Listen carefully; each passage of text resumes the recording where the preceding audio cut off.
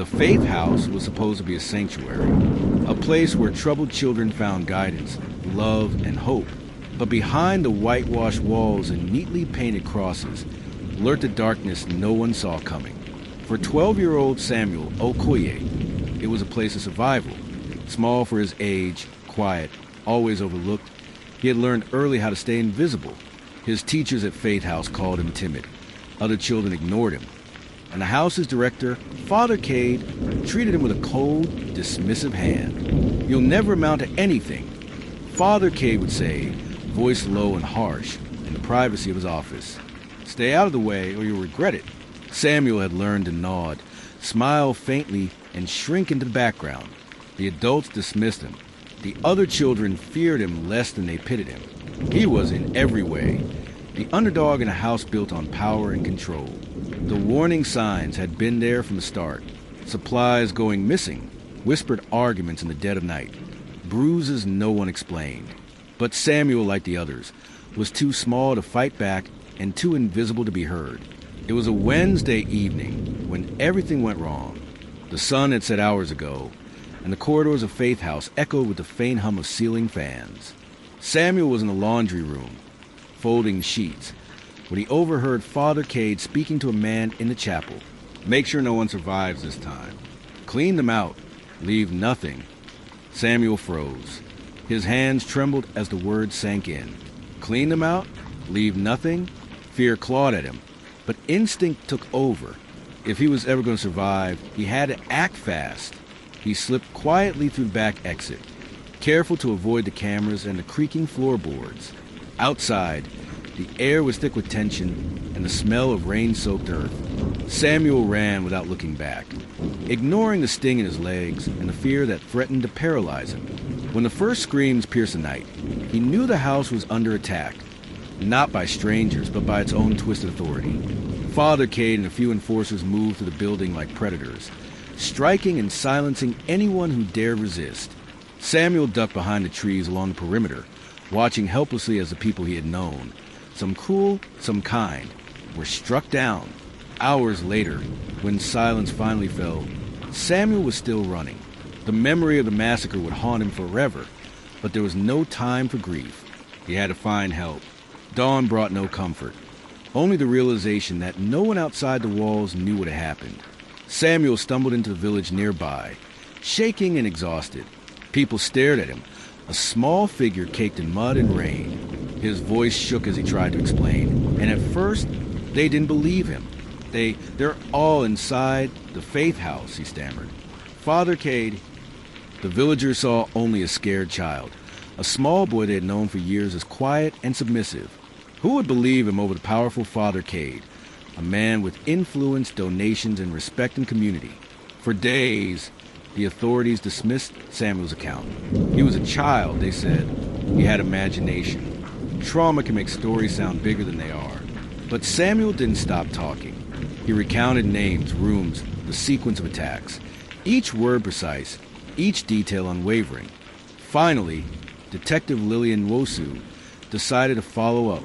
She had a reputation for listening to those who others ignored, for seeing truth where others saw fiction.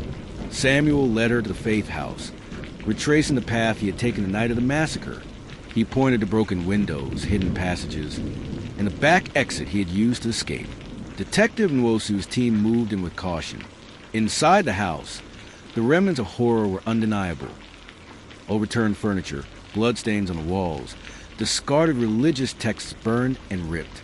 Father Cade and his enforcers had fled, leaving behind evidence that even the skeptics could no longer deny. The investigation uncovered a network of abuse that had gone unnoticed for years.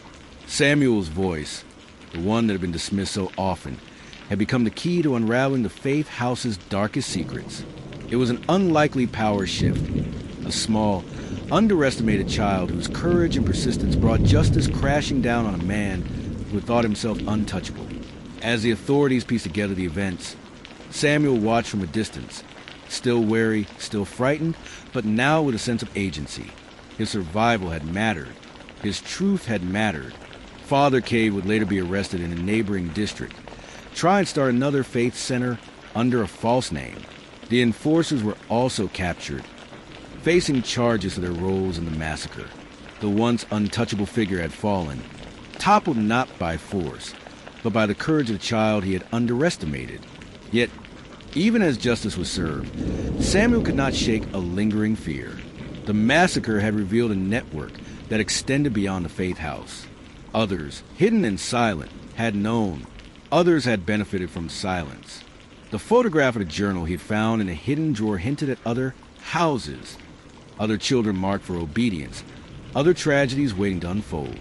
As he held the journal, Samuel realized the story was far from over. Justice had been served here, but the shadows stretched wider than anyone had imagined. Somewhere, someone was waiting, learning, planning. Samuel closed the journal and looked toward the horizon. He had survived, he had spoken, and he had exposed evil. But the lesson he carried was clear. Courage is not measured by size, strength, or age. It is measured by the willingness to act, even when the world dismisses you, even when the powerful mock you. And though the Faith House Massacre had ended for him, the echo of its darkness lingered. Samuel had survived, but he knew one chilling truth. The story was not over. The shadows remained, and somewhere, someone was still watching. Weeks had passed since Samuel's escape. The village had slowly returned to normal. But for him, nothing felt normal anymore. Every creak of a floorboard, every shadow stretching across a wall, made him flinch. He had survived the Faith House Massacre, exposed Fathercade, and helped bring justice to the enforcers. But the journal he had found haunted him. Evidence of other children, other faith houses, and names he didn't recognize. Detective Lillian Wosu refused to let the case die with Faith House. She assigned a team to comb through the journal and cross-reference its cryptic notes. Samuel, though young, insisted on helping.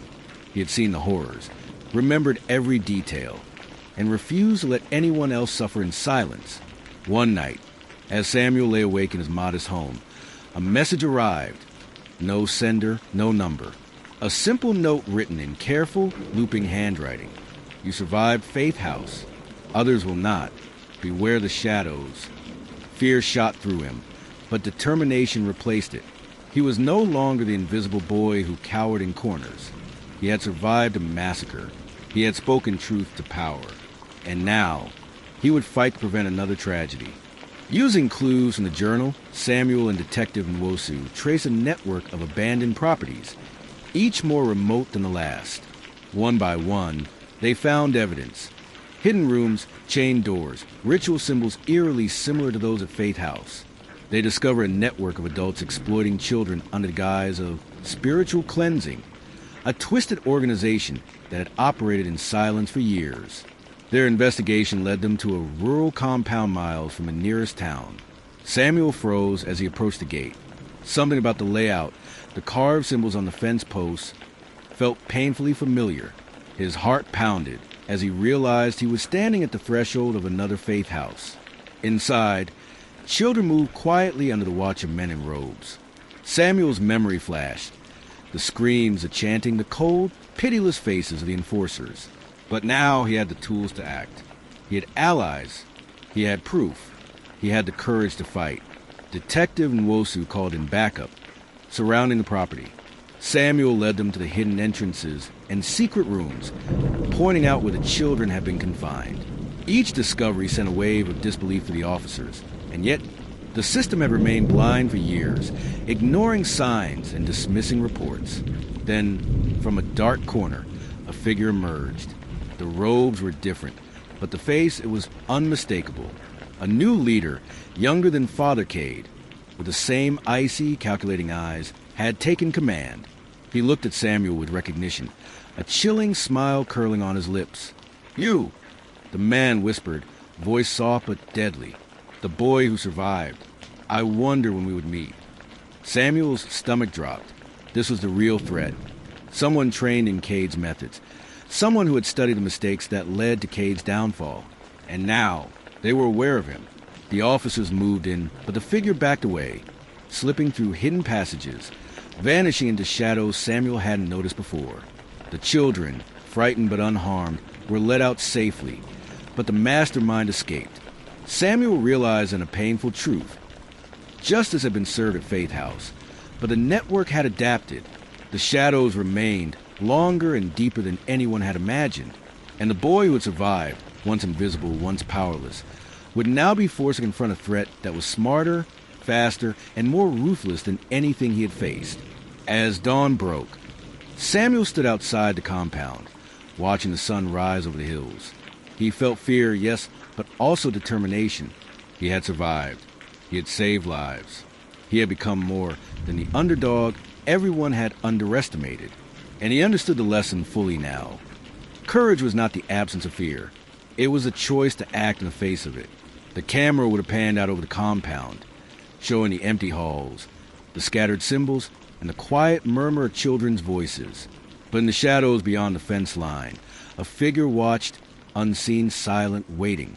Samuel did not yet know the identity of this new threat, but he knew one thing: this fight was far from over, and somewhere out there, the shadows were preparing for him.